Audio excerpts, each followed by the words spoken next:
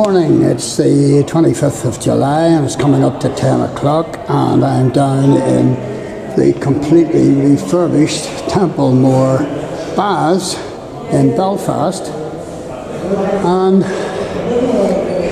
I'm down to video a wee talk by Aidan Campbell. Now, Aidan Campbell is well known in Belfast and beyond for writing so many history books documenting life in various places in and around Belfast, particularly East Belfast. So we've got books on the Cregagh, we've got books on Knock, we've books on Gilnahirk, and all the rest of it done by Aidan Campbell, and there he is with his back to me there. And I think so far Aidan has written 26 such books, and I think he's done a few on Belfast as well.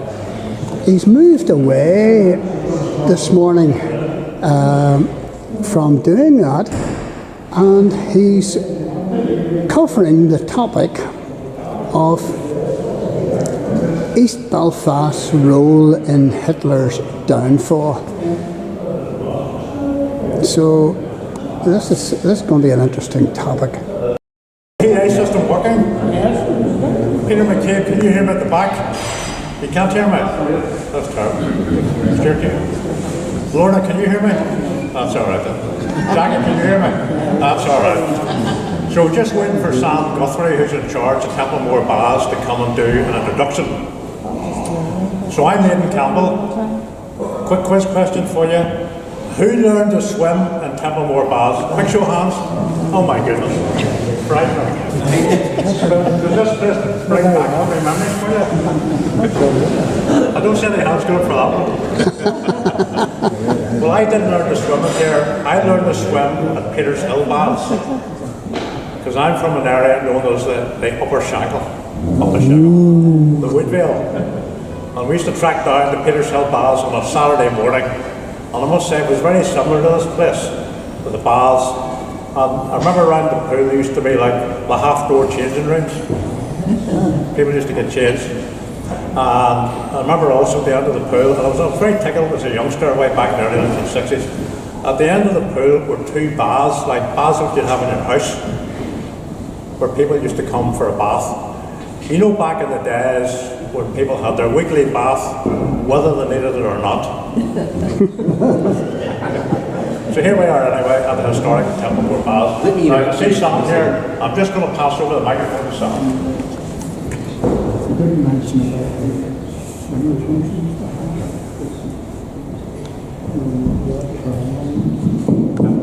Sorry, we didn't have the microphone on just yet. But it's great because Aidan Campbell, local historian of East Belfast for the last 20 years, who's fundraising with the Army Benevolent Fund, needs no introduction. In fact, he's introduced himself. So we're really ready to hand over to hear about East Belfast's role in Hitler's downfall. Just briefly to say that I'm Sam Guthrie from Eastside Partnership, Heritage Engagement Officer. I get to look after the wonderful Templemore Baths, the heritage side. And I'm glad to hear a few voices out there in the crowd talking about their memories of the space, including yourself mentioning the trunks. If you head through the ticket office down the front on your way back out, you can bring back some more memories of those trunks, because we have some of them on display down there. But thank you so much. Without further ado, I'm going to hand everyone over to Aidan. But just a quick reminder, David from ABF will speak at the end. And obviously this is a fundraiser going to charity between the ABF and supporting Eastside Partnership to continue our heritage engagement. And if you have any extra to give, the ABF will be very, very thankful for those donations. Thank you.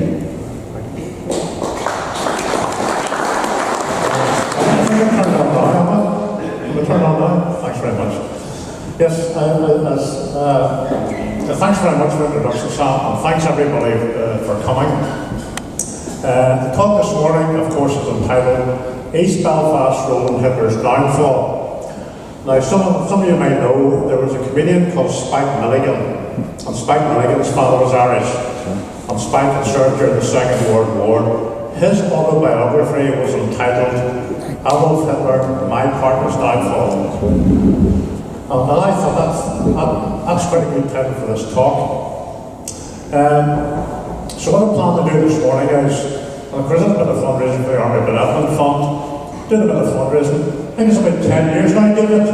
Am I going to get the long service medal? From the Army Benevolent Fund. I did give this talk. The genesis of this talk, of course, was June the 6th, just past, was the 80th anniversary of D-Day. And so I gave a talk on Hillmount, as a bit of a fundraiser, 80th anniversary of D-Day. And of course, the problem was, so many people turned up that the doors had to be closed. You know, all this health and safety stuff and regulation stuff, people couldn't get in. So I had a quick word with Sam and I thought it's worth doing again. And right enough, Sam, very good, great turnout this morning. So thanks very much for that. Because the Army Benevolent Fund formed a few weeks after D-Day actually. I think I'm right, David, August 1944, is that right? And the Army Benevolent Fund was formed to enable the fund to provide a lifetime of support to soldiers, former soldiers and their families. So please give generously this morning. And there's a very famous cleric, remember the clergy in East Belfast once said, we'll have a silent collection this morning. So I won't name that person, but there you are. So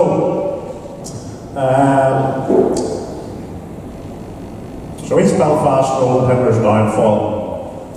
I'm reminded of the words of a man called George Orwell.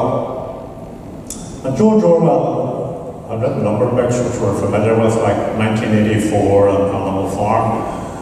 And one of George Orwell's worries was about totalitarian states, about the way life would change. He wrote those books in the 1940s. And when you look at the world today, and you hear expressions like groupthink and hate speech and all those things, and you think, George Orwell was a prophet, because he predicted a lot of this totalitarian states, communism, fascism, way back in the 1940s. And George Orwell said this about the military. He said, people sleep peaceably in their beds at night only because rough men stand ready to do violence on their behalf. In other words, maybe somebody from another state has an idea they'd like to take you over and subject you, and somebody has to say, well, hold on a minute, you're not going to do that. And that was really Winston Churchill's role. So that's a wee bit of the backdrop. I was very inspired by George Orwell's words. A man called Jordan Peterson, who's a Canadian psychologist and philosopher, and he was talking very much about the sacrifice, because of course we never had conscription in Ireland. Anybody that served their country was a volunteer. And I've been a volunteer at the Mary Curie Hospice. But probably the most dangerous thing I did was push the tea trolley around. I didn't get out and lay my life on the line. And Jordan Peterson said, a little gratitude might be in order for the people that made those sacrifices. So those things sort of set the backdrop for this morning's talk. As I was preparing for this talk, reading books and different things like that, and I thought about my immediate life. I've been at Gilnahirk Menstred for a long time. Of course, that was founded by somebody that saw military service during the Second World War. And I used to say, I remember this as childhood, at Remembrance Day, just about everybody in the congregation had a chest full of war medals. Didn't really understand it as a child, understand it now.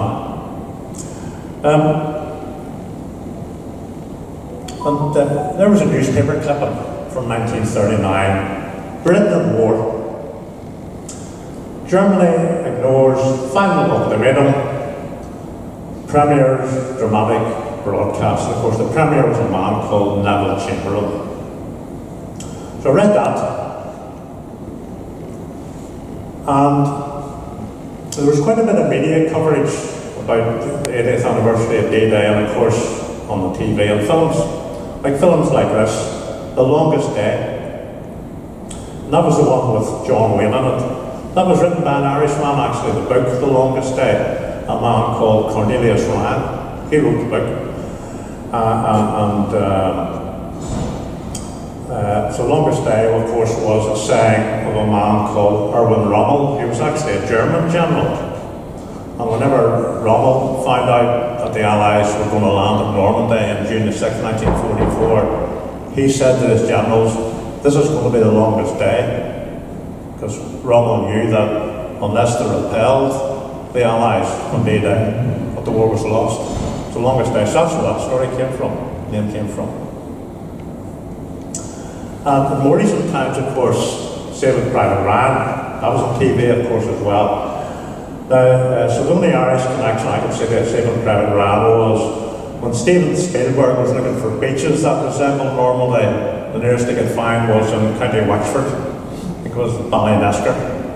So when you see the film on TV, that's in the Republic of Ireland beaches where the Allies are landing. I was reminded too of Gilnahirk Men's Group, remember earlier. Any members of Gilnahirk Men's Group here this morning? No. Yes, a few, yes. Well, I've been in it now for 15 years, and I remember way back at the start, whenever I first joined, there were a few old soldiers in the men's group back in those days. They're gone now, they're going to be part of the story. There's the men's group there. That's one of our outings actually. We went for a very nice lunch to Shelton Park Golf Club. But back to the press, back to the 3rd of September 1939, Hitler opens war, bombs holy cities. Now, the outbreak of war wasn't a terrible surprise to people. I mean, right through the 1920s and the 1930s, there's been a lot of political instability in Europe between the fascists and the communists. Those different groups vying for supremacy. And Hitler had, of course, the Sudetenland, and then in Austria, that was in Czechoslovakia, and then the Anschluss in Austria, and then eventually invaded Poland. One of the people I'm going to bring into the story now is my father. My father was in the clergy in the Church of Ireland. So he was there a couple of times, but during the 1930s he was a young curate. On that morning of September the 3rd, 1939, and that morning, my father had just got into the pulpit to preach a sermon. There was a lot in the media about what the Germans were doing and about Neville Chamberlain going over for negotiations. And just climbed into the pulpit about 11:30 in the morning, and the back door of the church opened. And there's a man walked in, complete silence. A man walked in, walked up the aisle, reached over to my father at the pulpit and handed him a page. My father looked at it and he said, "I regret to inform you, we're now at war with Germany." And in the church, complete silence. One sound, the sound of a woman crying at the back of the church. This was only 20 years after the First World War. So people knew, especially the women in the congregation, what war meant for their husbands, their sons, their brothers, their families. And my father often told me that story. But really this is about East Belfast. And there's Harden Wolf. There's an advert for Harden Wolf, that was back in the 1930s. Warships and merchant vessels. So Harden Wolf made a very great contribution to the war, the ships that it built. There's probably one of its best known ones there, HMS Belfast. HMS Belfast, of course, a light cruiser, ordered in 1936. So the government knew that war was a possibility with Germany, and of course when you're building warships, you don't do it over a weekend, very long time. HMS cruiser, HMS Belfast, light cruiser.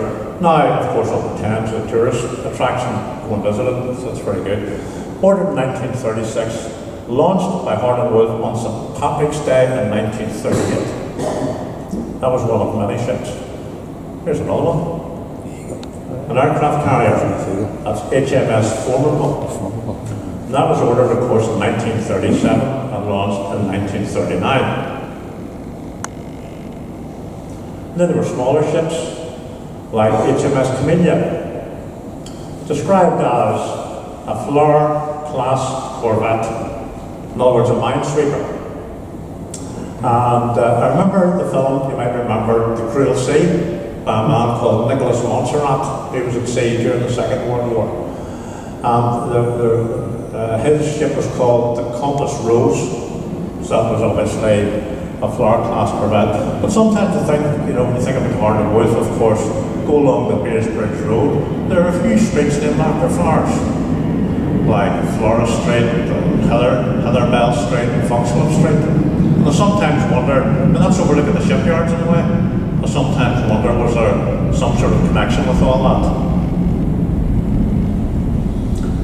East Belfast was also well known for aircraft.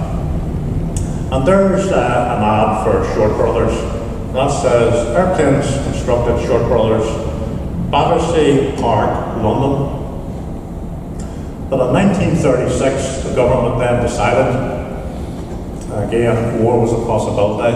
It was time to get a lot of industry away from the south of England over to places like Belfast, out of reach of the German bombers, as they thought. Didn't turn out that way. So Shorts came to Belfast. Was well known for airplanes like the Short Sunderland. The Short Sunderland, very long range flying boat at a range of 2,000 or 3,000 miles. They go way out into the Atlantic. And the Germans call it the Flagendes Stackelschwein, the flying porcupine, because it was very heavily armed with machine guns that could fire in all directions. So the Germans really didn't like the Short Sunderland because it was so effective. And of course, as you know, there are streets on Montgomery Road. One of them is called Sunderland Avenue. The Starling bomber. Again, first flight in 1939. Apparently it was very good in the air. A few problems with it when it came in landing. But one of the pilots said it was one of the finest aircraft ever built once it got into the skies. And of course, Starling Avenue is also off Montgomery Road. All those houses built for Shorts workers in the 1950s. And here we have the opening of Belfast Harbour Airport. Now known as George Best Belfast City Airport. And that was the opening of it on March the 16th, 1938. And here we see in the photograph there, that's Lord Cregagh, or Sir James Craig, Lord Cregagh, became the Prime Minister of Northern Ireland. And the lady beside him, that's Mrs. Neville Chamberlain under the arrow. And over to the left, that's Mrs. Craig wearing the fur coat. And of course, this probably wasn't too far from Sir James Craig's house, because he lived at a place called Cregagh on Circular Road, overlooking the airport. So he probably had a short walk to get this photograph taken in 1938. So why was Mrs. Neville Chamberlain opening Belfast City Airport? Well, of course, the answer was that her husband, Mr. Neville Chamberlain, he probably had other things on his mind in 1938. And of course, Mrs. Neville Chamberlain went to school with Mrs. Craig. So you know the old saying, it's not what you know, it's who you know. So old school friends. And this was the opening, of course. When the airport was opened, it was supposed to be a civil airport. That never happened. It was on civil airport very briefly, and then war broke out, and then it was the naval air yards for many years until the 1980s. But here's what was also in the Belfast newsletter. So there's a picture there. And that's a picture there of the Onsluis. So the Nazis walked into Vienna, and this was, so the opening of Belfast Harbour Airport was front page news in the Belfast Letter. This story about the Onsluis was buried inside the newspaper. So the Germans had walked into Austria. Of course, the Onsluis, the unification of the German-speaking peoples in Austria and Germany, and that was part of Hitler's plan to take over Europe, as was the Sudetenland and Czechoslovakia, the German-speaking Czechs. So this is what was happening. A man called, the Air Minister was a man called Sir Kingsley Wood. He visited Belfast shortly after the airport was opened. and he was interviewed by journalists. And of course the question was, a bit like on the TV today, you know, how's the negotiations going between Neville Chamberlain and Adolf Hitler? And Sir Kingsley Wood famously said, war is not inevitable. And I thought, yeah, one of those political predictions that didn't turn out the way it was supposed to. When I was doing the research, I'd never heard of Sir Kingsley Wood. Anybody ever heard of him? He was the Air Minister. So he has gone down in history very well. So there's another factory in Belfast, the Sirocco Works. Remember the Sirocco Works at Bridge End? Of course, originally formed to make tea drying equipment. Sirocco was a warm wind that blows across the Sahara. The Sirocco Works, of course, is way back to the 1880s, but was very much involved in the Second World War. During the Second World War, now that's a picture there of a company called Plessy. Some of you might remember that over the years. Plessy were an electronics company, and they were based around the south of England. And what they did was they made components for radar systems and that type of thing. The government then decided, after the Blitz, time to get a lot of these factories underground. So the Plessy then, the factory was relocated underground, and there was like 300,000 square feet of it underground. So the Sirocco Works made the air conditioning. So a bit like here this morning, quite warm underground with all the equipment. Another part of East Belfast, the last bus to Man's Corner. The last bus, that's the old corporation bus. Do you remember those old buses? I remember them going to school. Do you remember the ones that had no door at the back that had a rail? You used to jump onto rear ends. So that was the last bus to Man's Corner, and that was in 1970. Now over to the right, that would be the Upper Brandon Road that leads up to Hillmount Garden Centre. You can just see behind it there, that looks like a barn or this one. Just beyond that was an installation called Gilnahirk Wireless Station. So this was part of Churchill's secret war. Gilnahirk Wireless Station was what was called a listening station. So they used to intercept radio communications, particularly from the Germans, and listen to them, and write them down, and then pass them on to military intelligence. So Gilnahirk Wireless Station was there through a few incarnations from 1939 and 1978, after the Second World War, part of the Cold War. And Gilnahirk was involved, according to George Busby's book, very good book on the subject, The Spies of Gilnahirk, was involved in the sinking of the Bismarck, interrupted signals, the Scharnhorst, which was another German heavy cruiser, and of course D-Day. And of course now there's a new development on the side of the radio station, and it's been called Gilly. Radio station's now gone. But back to the Second World War, things weren't going well for the British Expeditionary Force in 1939. On the June the 3rd, of course, that was coming toward the end of the D-Day evacuation. Daily sketch there reported Dunkirk defence defies 300,000, and that was the number of evacuees, the British Armed Forces. So Churchill knew that once the armed forces were evacuated, that Britain might survive for another day. That looked very unlikely when you read the newspaper clippings. So I'm going to look now at some of the people from East Belfast that were involved in D-Day and the Second World War. This is a man here called Captain James McConnell. Now he lived in a house at 77 Kings Road. So if you know that part of the world, 77 Kings Road is about 2 minutes walk from the Cumber Greenway. And the reason James McConnell had his house there, they're newly built back in the 1930s, round to what's now the Cumber Greenway. It used to be Knock Railway Station of the Belfast Cregagh Railway. Get on the train, down to Queen's Quay, and onto the boat to work. So James McConnell, that's his house there, it's still there today. James McConnell was a captain of a ship called the Fairhead. And the Fairhead was known as a headland ship. So all the ships named after headlands, especially in Northern Ireland, you know, like the Fairhead, and of course Donegal, the Malin Head, or the Burlock Head, all those different headland names. The Fairhead was a cargo ship.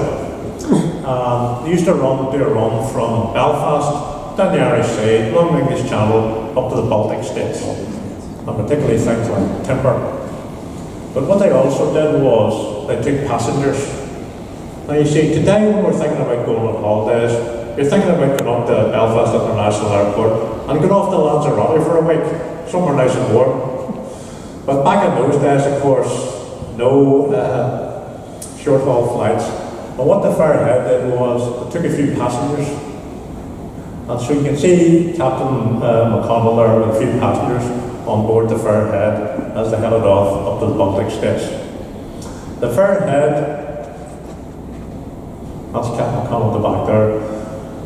So Captain McConnell in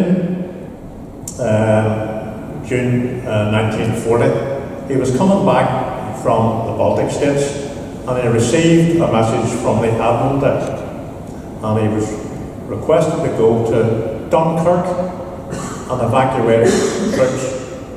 Then the message changed because the war, things kept changing.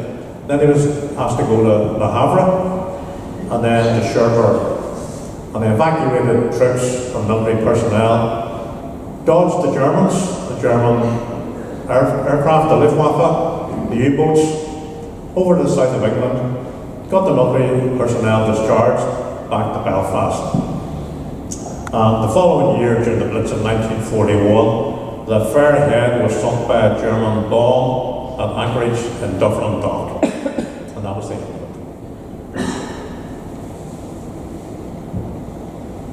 This is Gunner of the Royal Artillery, Thomas James Cherry. Thomas James Cherry was at Dunkirk. He was one of the ones who was evacuated and saved, and he was in the Royal Artillery. Now, he lived at a place called Burn Way. Anybody know who was the best known resident of Burn? Best? What was it, number 18, was it, Peter? 16, thank you. So, Thomas Cherry lived at number 2A at the top end near Glenfield. So he was evacuated from Dunkirk. And what happened, he was in the Royal Artillery. And there you can see there, that's an artillery piece, that's a 20-pounder. And like a lot of local military people then went off to the Far East with General Slim's 14th Army, the Forgotten Army, to fight the Japanese during the 1940s.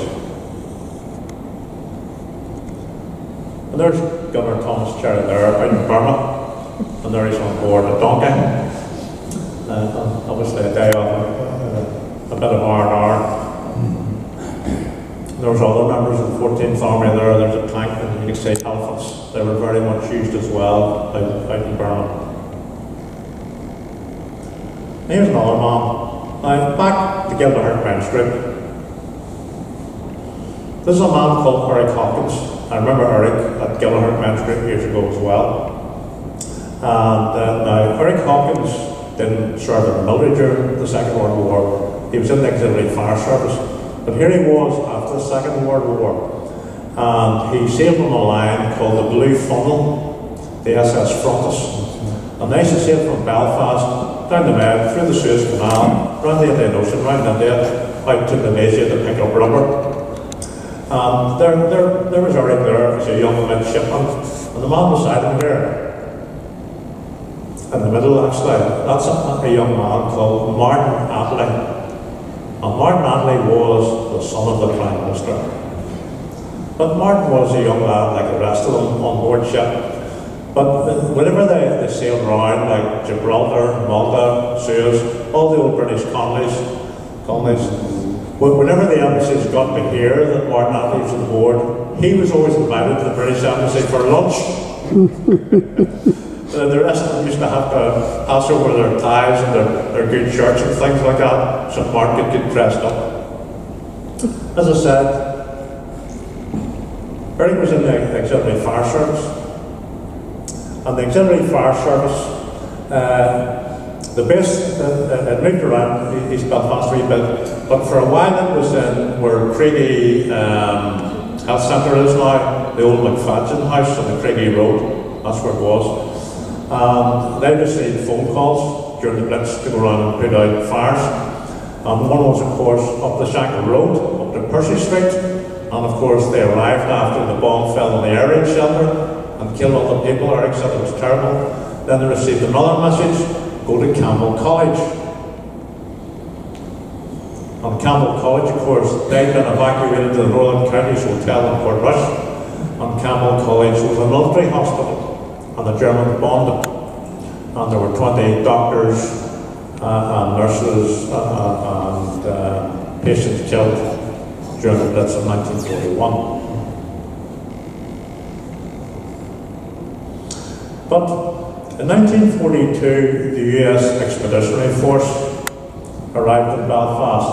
That was on January the 29th, the 26th.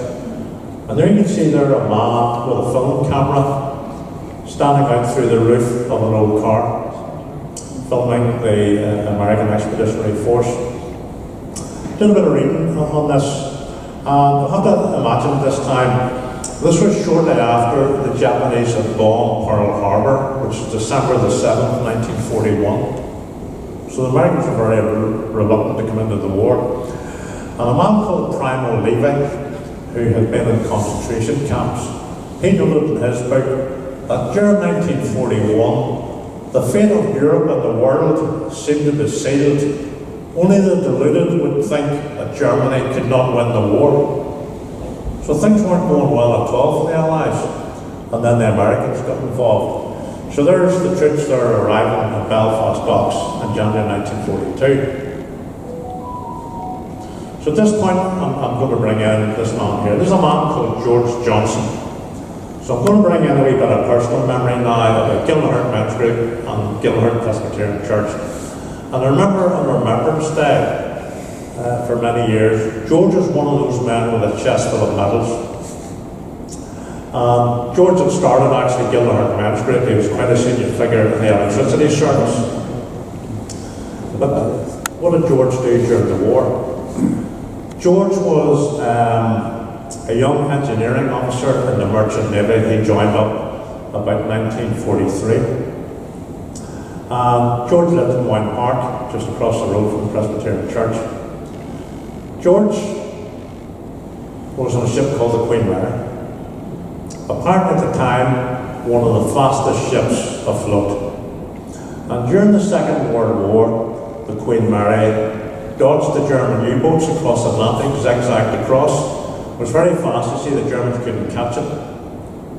And went over, took troops and things over to British troops over to the US for training, brought back American troops and celebrities.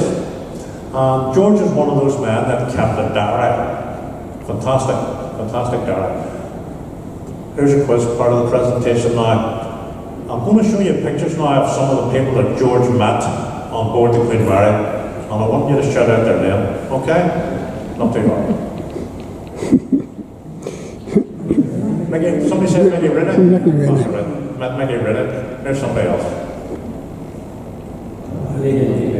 Marlene Dietrich, quite right. Apparently she was lovely. So says George. Who's this? Bob Hope. Now here's a hard one.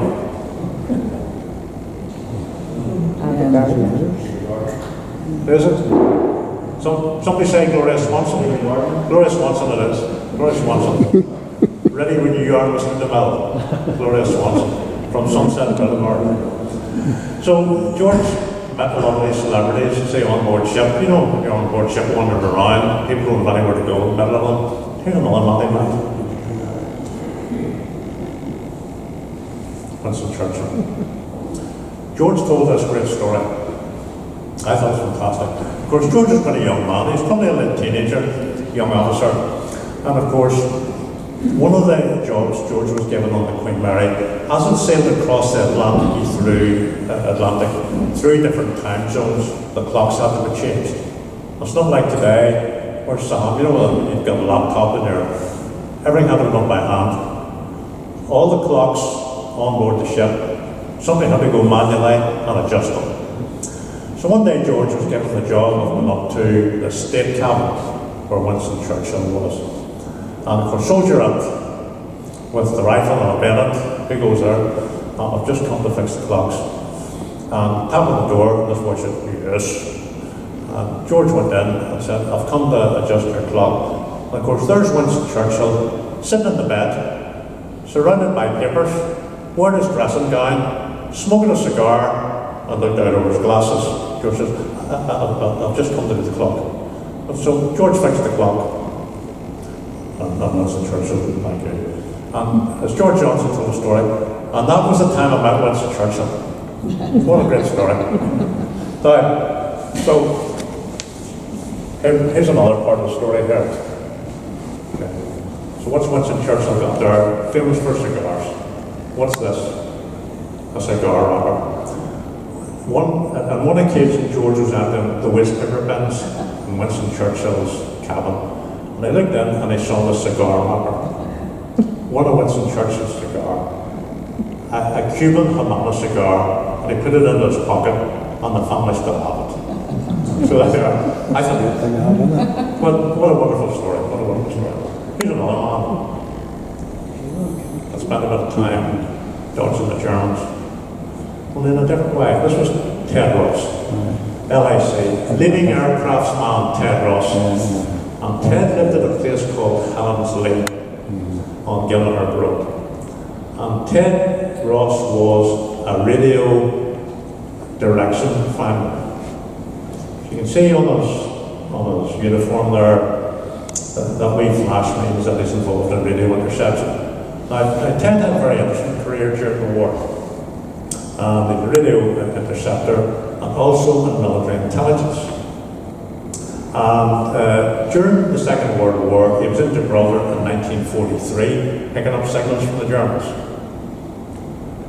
And he picked up a signal, and I thought this was very strange. And he went to his command officer, and the command officer says, "This is on a need-to-know basis. You don't need to know." And Ted was a bit put out, and I thought, I received this signal, there's something fishy about it. Fast forward a few years to 1956. Ted's in the cinema, and there's a film called The Man Who Never Was. And there you can see Clifton Webb, Gloria Graham, and Stephen Boyd from Glengormley. Razzie knew all about Glengormley? Billy Miller from Glengormley. So Ted's watching the film, and of course this was about a whole distraction plot that the Allies had to misdirect the Germans during the Second World War. And Ted thought, this is it. He says, this was the signal I received. So, that was HMS Seraph, that was a submarine. But what the plot was, a crafty plot, the idea was, get a cadaver, a dead body, attached to it a briefcase with secret papers, and cast it off the submarine, off the coast of Spain in 1943. Now Spain was neutral during the war, but it was a fascist country. So that was General Franco, the fascist. He wouldn't join up with Hitler during the Second World War. But British military intelligence thought that probably if secret papers were cast off the coast of Spain, they would somehow find their way to the Germans. And this happened. And this was the story of the film. Now, there's a book about it, Operation Mincemeat, and that's me there with Ted. And there's another man called Ben McIntyre, who's a journalist. He wrote a book called Operation Mincemeat, which is about this whole story. And that's Ted and me there. Ted, a number of years ago, was invited out to the Men's Provost Club in Lisburn to give this talk about the man who never was. Ted said to me, "Will you be my navigator?" Because he couldn't find his way around, you see, very well, in his 90s. So I went off to Lisburn, So that's the two of us there at the Men's Pros Club. And I thought, now Ted, I can remember Ted sang in the choir of Gilnahirk Presbyterian Church. Lovely man. Came to the men's group. And of course, I've only found all this out about his life in later years. So, that was Ted Ross. Bobby Porter, another member of Gilnahirk men's group. Bobby Porter was a school teacher. And he was also a great member of Albert Bridge Congregational Church down at the bottom of the Woodstock Road. Bobby Porter's story was he joined the Royal Navy in 1942 after the Blitz in 1941 in Belfast, where some of his neighbours were killed. And he was quite incensed with this, so he joined the Royal Navy, ended up on convoy duty up on the North Atlantic. And there's Bobby there with his medals, the Second World War medals. He lived at Kingsway Gardens on the Gilnahirk Road as well, almost no longer with us. Now there's the Camelons. That's Ernest Cameron in the middle, Ernie the son on the left, and David on the right. Ernest had fought his way through the Second World War, and the Camelons were well known for having a large garden nursery on Kensington Road. About 4 acres. The Camelons were well-known nursery people. They had a very large garden nursery at Larkfield Road, and then one also at Large, but they had this one at Kensington Gardens. And Ernie the son there, he was in air sea rescue during the Second World War, and Davy on the right, he was in the anti-aircraft searchlight battalion. And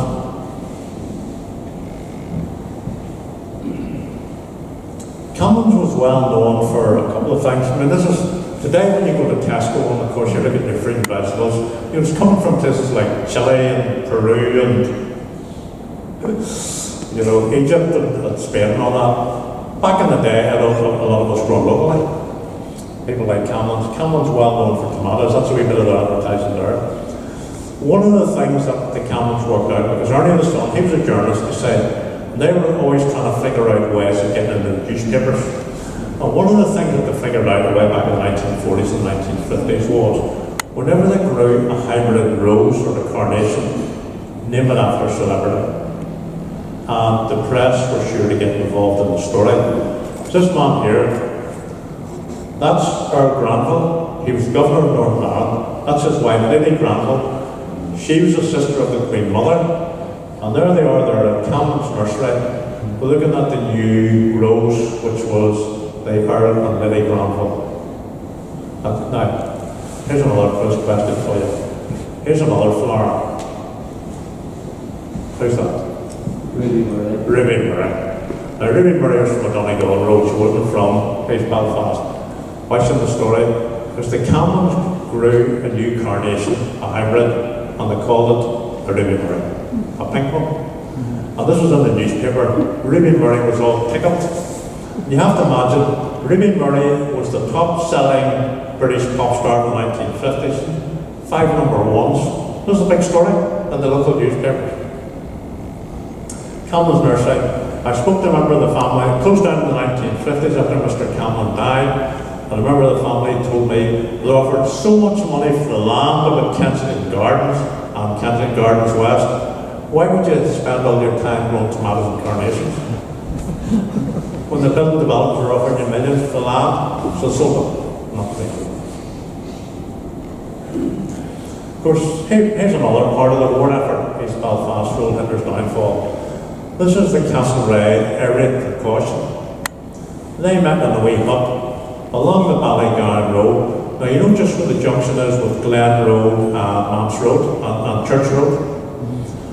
There's a block of apartments. There used to be a smithy there. And then behind the smithy was a wee hut with the air raid precaution. The air raid precaution, of course, you remember Dad's army put out that light. That was one of the things, as well as fires. And there was also a first aid post, a number of nurses there as well.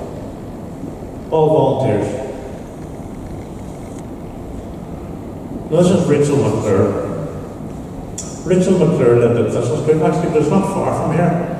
This area here was very badly blitzed during the Second World War.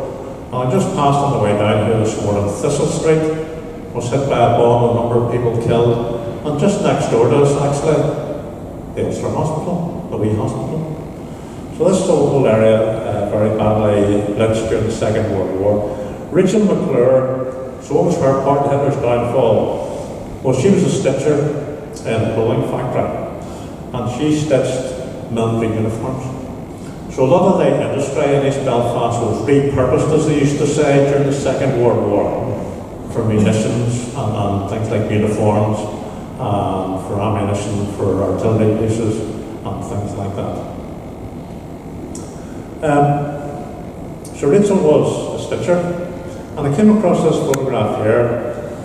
And the more I like a lot of these things to do research, this is the sewing club. And so a ladies group called the WI, and what they used to do is they used to make mittens and things like that for soldiers in cold countries. So a lot of this work was going on. Everybody was doing what they could for the war effort back in those days. And of course, there's the Plaza Ballroom. Anybody remember the Plaza Ballroom? Anybody dancing it? Anybody dancing it? They're very popular, especially with American service people during the Second World War. Why I'm bringing this into the story was they're talking about Rachel. Apparently, she once danced in the Plaza Ballroom, and this story came out later in life. Who was providing the music? This man, Glenn Miller. Glenn Miller played on stage at the Plaza Ballroom during the Second World War. Now here's Margaret Johnson. Margaret Johnson. Now Margaret wasn't from Gilnahirk, but she still got family in the area. I'm just looking for a way. Margaret was another one of these people that kept it down during the Second World War. And I looked through Margaret's diary, and Margaret came from a very good home, you see. And when she joined up, she was a WAF plumber. And this is the WAF, of course, the Women's Auxiliary Air Force, and the plotters plotted on these tables, shaped films about where aircraft were in the sky. And that's what Margaret did. But whenever Margaret joined up, she was sent off to Egypt during the Second World War. That was about 1944, and she kept a diary. And very interesting, a bit like George Johnson's diary, he kept a wee note. And some of what was in Margaret's diary was about, I call it the culture shock of being at war, coming from a good home, clean home, and all the rest of it. And this is what it says in Margaret's diary. Arrived in Egypt, nothing but heat and dust. The only word to describe this place is one word: filthy. Filthy. We slept in tents, the heat, the sand, and the flies. The people were bored thieves. But there was good news in the horizon. They were going to be posted to Cyprus, the military base. I think there's still a military base in Cyprus, and a place called Famagusta. And here was Margaret's diary from Famagusta. That something is non-existent, it wasn't any better. We sleep under mosquito nets and are careful of sandflies. The heat is killing. So, my thought when I looked through some of these, although this was a world war and terrible things were happening, there was a certain humour in some people's memories of the Second World War as well. Now, I'm going to bring in part of my family. This is my great-uncle Bob. My great-uncle Bob Anderson, was a major in the 8th Army during the Second World War. And the joke, we always joke in the family, say, and the joke was that Uncle Bob was out helping Monty win the Second World War. That was a joke in the family. Now, of course, was this story true? Because like a lot of old soldiers, they never talked about it. I've got Uncle Bob's war medals here. Just looking for them. Here we are. On those war medals, he's got his 8th Army class, so you know he's in the 8th Army, and he's got his Africa Star, and he's also got his Italy Star.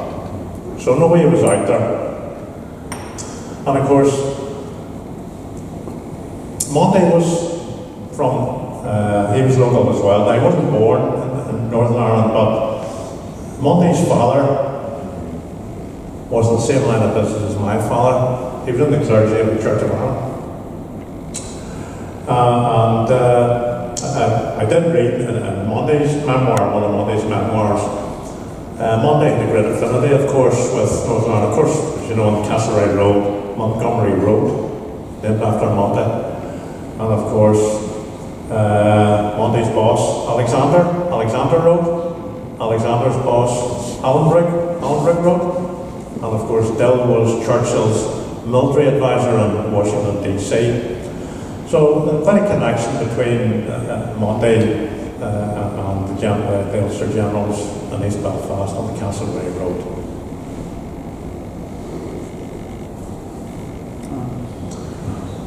Northern Ireland's only Victoria Cross awarded during the Second World War to this man, James McGuinness.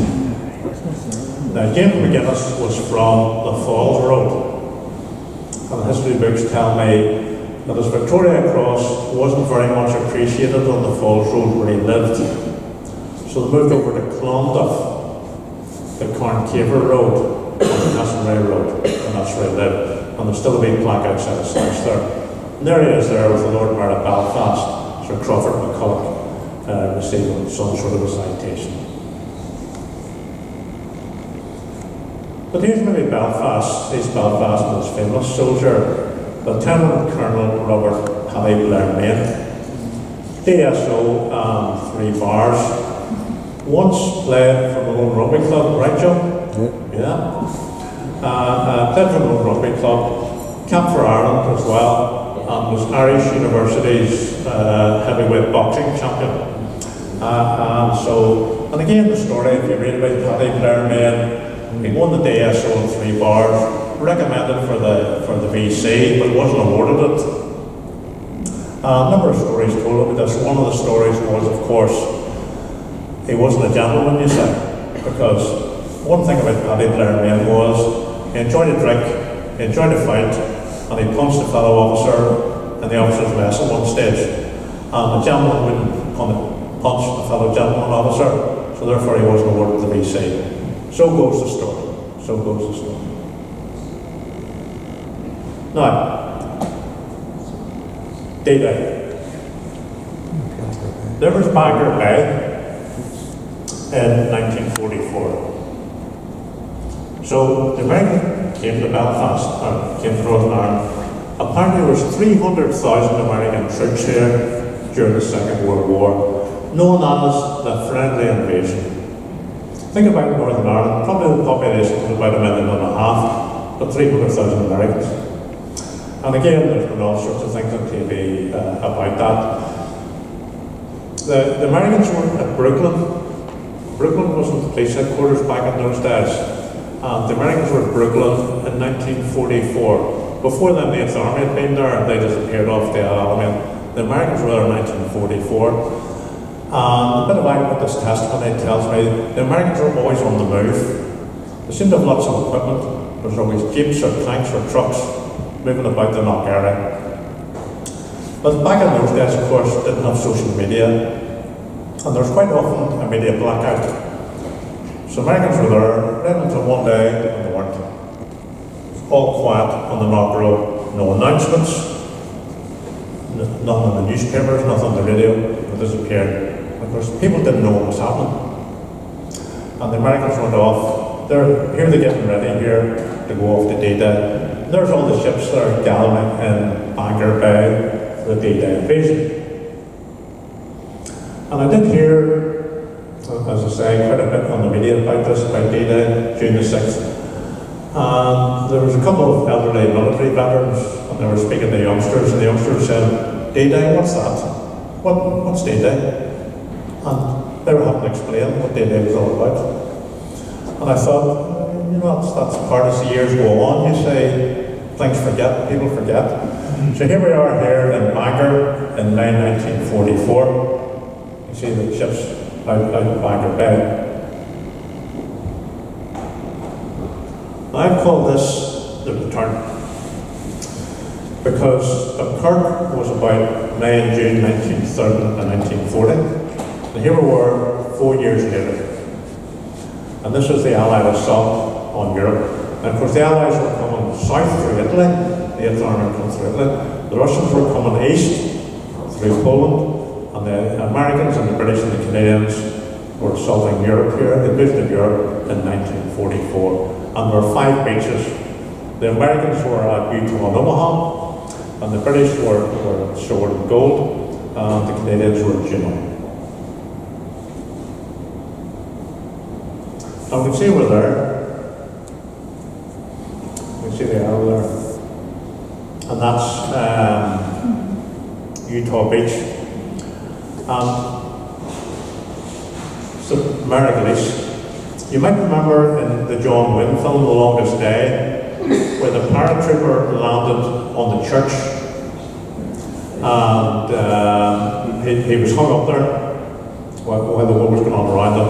Apparently they've turned that into a tourist attraction now. Got a wee model paratrooper up on the roof of the church to this day, which you can still go and visit. So that was in the film. And the British were at Sword Beach. The idea was to land at Sword Beach, march and land at a place called Caen, C-A-E-N, and take Caen. And there's Caen there. This is the idea. But as I said in the military, a lot of military strategies don't survive first contact with the enemy. This was all supposed to be over in a few days, but 2 weeks actually. The Allies to march and land. So what the Allies did, of course, was they had bombardment. Big battleships like HMS Ramillies, 1,000 shells, 14-inch shells. A lot of cruisers like HMS Belfast and battleships bombarding beaches.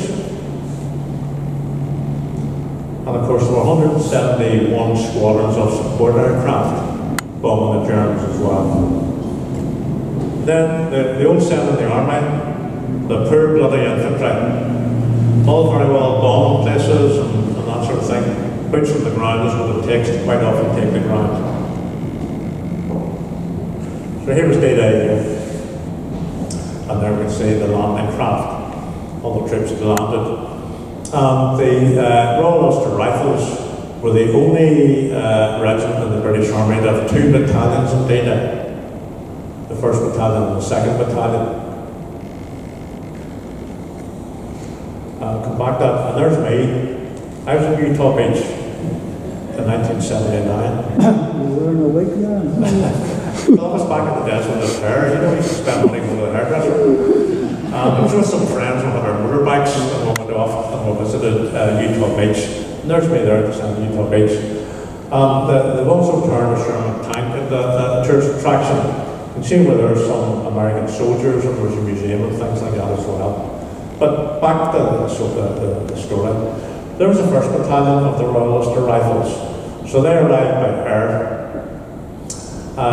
So they arrived by air in the early hours of the morning.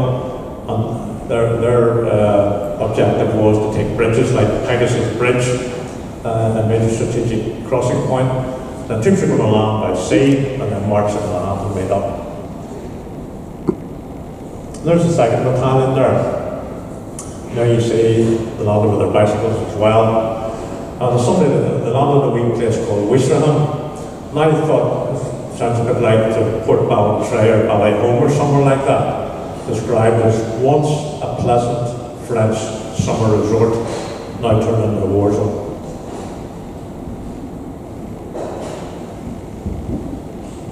And here we have that's a man there, he's got bagpipes. That's Piper Bill Nunn. Now you might remember in the film The Longest Day, Brigadier the Lord Lovett, he was played by an actor called Peter Lawford. That's him there beside the Red Arrow. They're arriving there. And they were Scottish, of course. And Brigadier the Lord Lovett said to Bill Nunn, he played the pipes, and he said, I want you to come on off the beach at D-Day and play the pipes.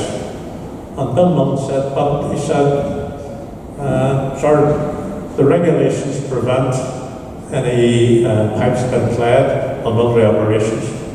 And apparently Brigadier Lord Lovett said, but he said, no, we're Scottish. Those are English regulations. They don't apply to us. Now, on this picture here, which was taken on D-Day, there was so much lead flying about. Bill Millen ducked. The man behind him was shot, and the man beside him was shot. And then he got on board, landed on board on Sword Beach, and Brigadier Lord Lovett said, right, Millen, he said, blue bonnet. And the pipe started up, and that's in the film. That part was true. Now there's a wee picture there from the film. That's Brigadier Lord Lovett over the left-hand side. Out of Peter Lawford. That's Richard Todd. Richard Todd was actually there for real in 1944. And he was in the military at the time. So he reprised the part during the film about 20 years later. And that on the ground there was the other soldier. That's Bill Millen, the actor on the ground with the bagpipes, as you can see there. That's Pegasus Bridge. That was their objective to take.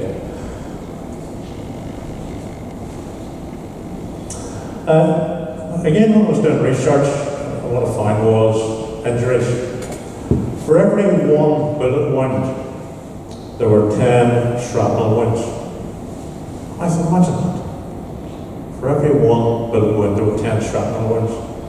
Now you can see there, that soldier's been injured on board the ship. Now I'm going to bring in another part of my family here.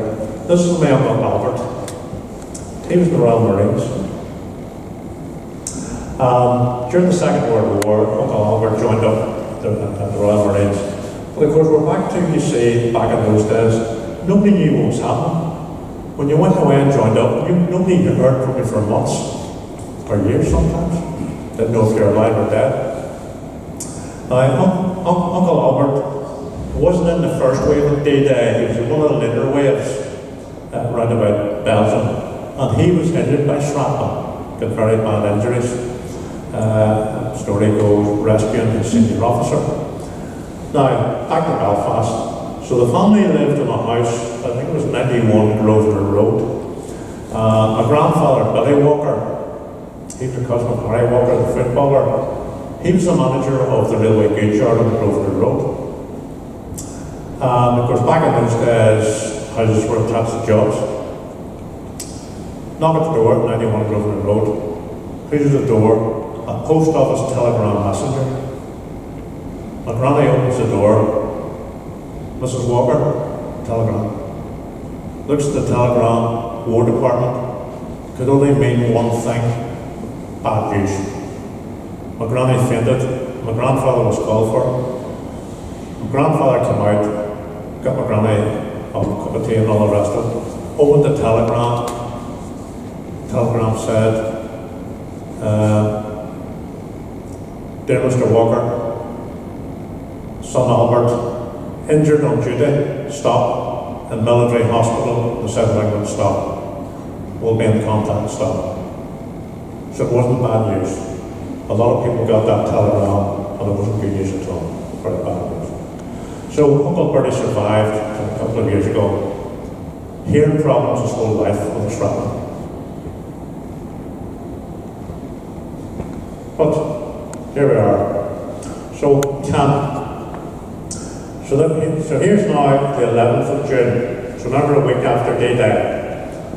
So over 300,000 troops have been landed, over 54,000 vehicles, and 100,000 tons of supplies. So the Allies have got a foothold, but things are still going slowly. And by the 9th of July 1944, the 2nd Battalion of the Royalist Rifles arrived at camp. Here they are here. And one of the soldiers described it as like scrambling over the Giant's Causeway. But heavily bombed, as you can see there. You can see in the photograph here.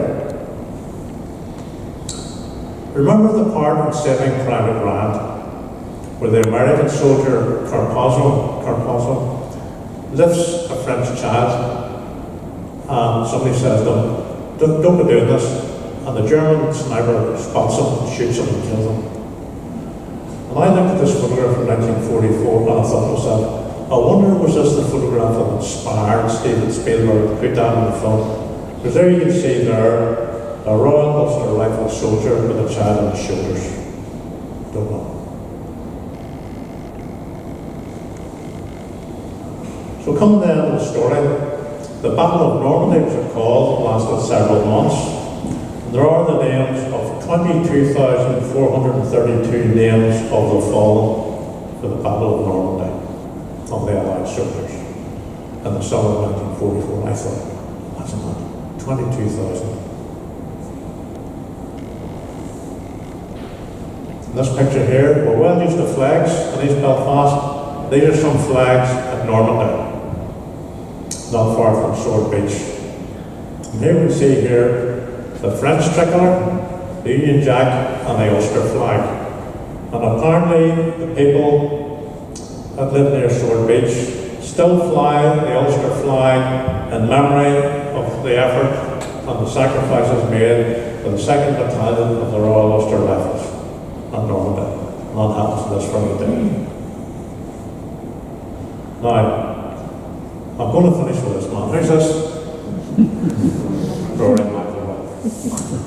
Why am I bringing Rory McIlroy into the story here? Well, the story's not really about Rory McIlroy, but it's about the 2017 Open Championship, which was a place called Royal Parkdale.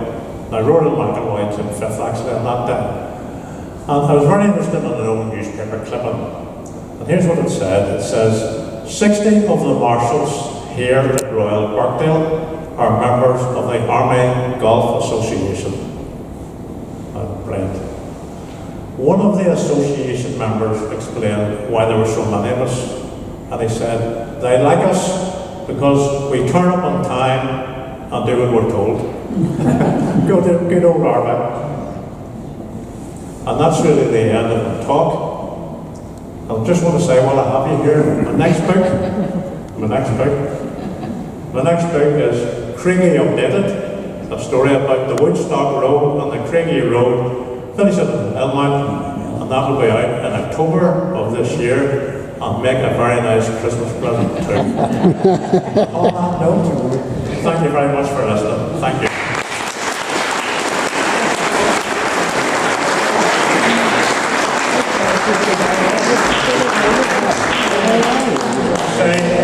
Fundraiser here for the Army Benevolent Fund this morning, and it just so happens I've got the man in charge of the Army Benevolent Fund, David Forsyth.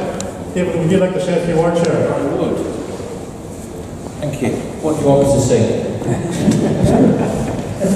Hi, as Aidan said, my name's David. I'm the Director of the Army Benevolent Fund in Northern Ireland. I have had 2 jobs in my adult life, one in the Army and one doing this job.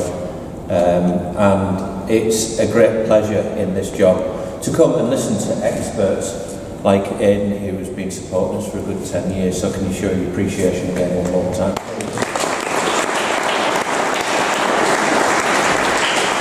It's events like this one here that allow us to look after the soldiers, veterans and army families that we look after, and it's usually down to handsome, intelligent, good-looking, wise people, like wealthy people like yourselves also.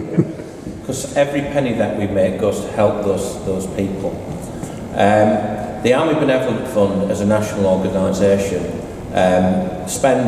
raises and spends roughly £8 million a year. Half of that goes on individual cases, half goes on helping other charities. Individual cases, there are so many people that we help. Serving soldiers would account for 12% of who we look after, because some of those struggle. There was a Sergeant Major in the Ulster Defence Regiment, or the Royal Irish as it became, who had a son with spina bifida. We stumped up the big cash to pay for his son to have a specialised wheelchair. And I bumped into that lad in County Armagh a couple of years ago, and I was able to tell him the story. He knew that he got the money, he knew that he got the wheelchair from us, but he didn't actually know how it came about. many other stories as well. Organisations that we look after, the Some Nursing Home in Belfast, which is on the Circular Road, you'll all know of there. We gave them £250,000 a few years ago in order to build 7 more bedrooms so they could look after more elderly and ailing veterans.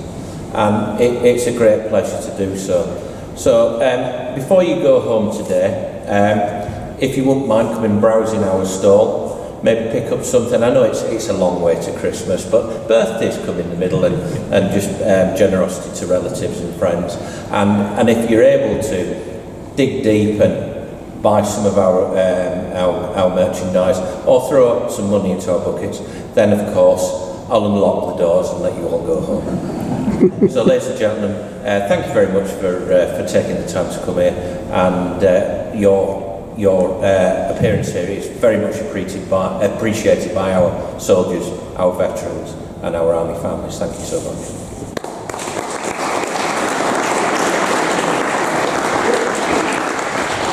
Well, thank you very much, everybody, for coming along. And as David says, the shop is now open.